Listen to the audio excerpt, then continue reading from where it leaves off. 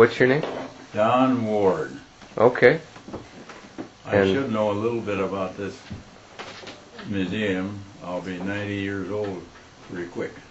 So I spent a lot of time in Lanesboro. I was on the Filmer County Historical Board, and they wanted to start a museum down here, and I found out that the gas station that was next door, the oil company, wanted to sell this building. Of course, we didn't have a nickel.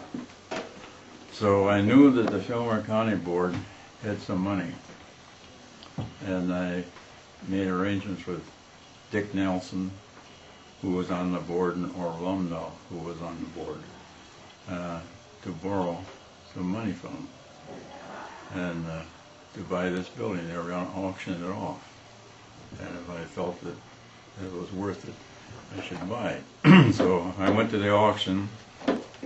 Jack Brattrud, who owned Mrs. B's, before he got the building, he wanted this building to make a restaurant out of it. And so I went to the meeting with the oil company board and told them that we'd like to make a city museum out of it. As a matter of fact, I talked to a couple of board members beforehand, and they agreed that that would be a good thing to have.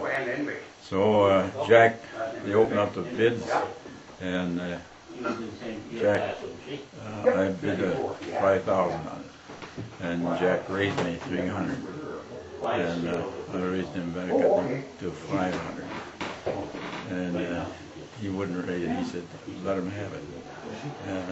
And after it was all over, we went down to White Front for coffee, and I told Jack, "You still looking for a building?"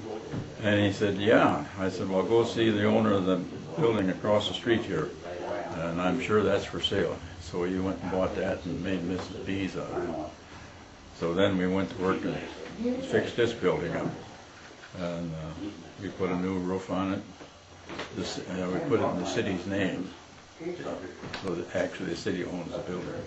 How long has this been the Lanesboro Historical Museum? Well, it started in another building. It started, a little above the old Village Hall. Village Hall. It was started with Hans Olsen's collection of carvings over there. Yeah. And then I think it was in the early 80s when they decided to bring the items over here after the building got redone. We spent a lot of time fixing it up. It was a lot of volunteer help that got this. It was practically all volunteer except the plumbing and the heating and electrical. We had to get that from contractors. But we shopped around and got some good deals on stuff. But there was about 5 of us really put in a lot of time down there. Of course, we were all retired and had nothing too pressing to do.